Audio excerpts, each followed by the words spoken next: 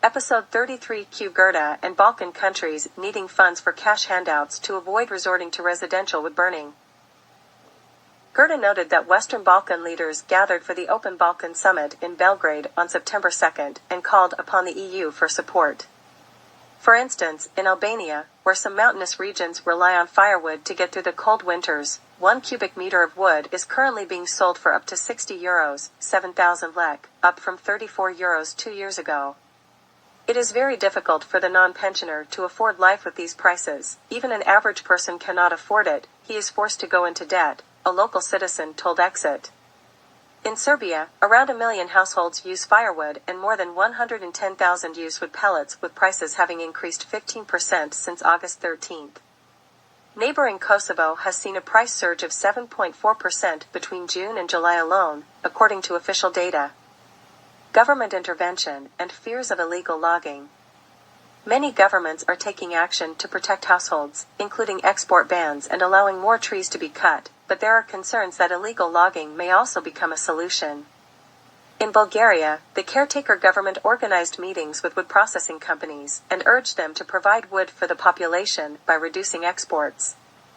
Although illegal logging is a crime, the problem is widespread, and various studies have shown that the forestry authorities in Bulgaria are one of the most corrupt institutions in the country.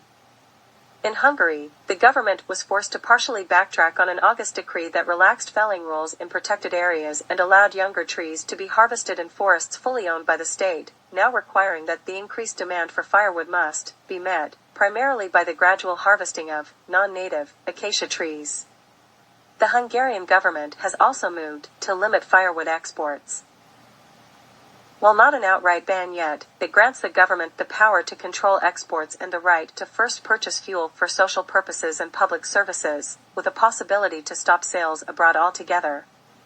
Meanwhile, Poland approved a so-called wood allowance of PLN €1,212 per household, to help as many as 2 million households in the country that burn wood through the winter.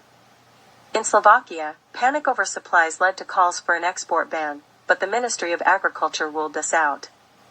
However, the forests of the Slovak Republic recently announced they will open reserves for people in response to rising demand so that people can take wood from certain areas under the supervision of an employee of the company. Beyond the EU's borders, concerns are also on the rise about illegal felling fueled by demand.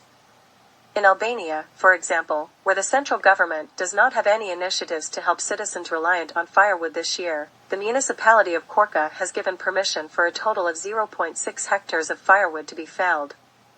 Illegal logging also remains a significant problem in Kosovo, which has lost more than 7,600 hectares of forest in the last 20 years, equivalent to 1.5 football fields every day since 2000.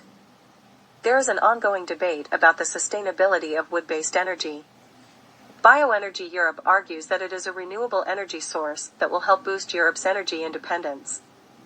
However, environmental organizations are critical of this and warn about the impact of carbon emissions released by producing energy from biomass. Sustainability criteria for biomass to be counted as renewable are laid out in the Renewable Energy Directive, which is currently under revision, with a vote on September 13, 2022.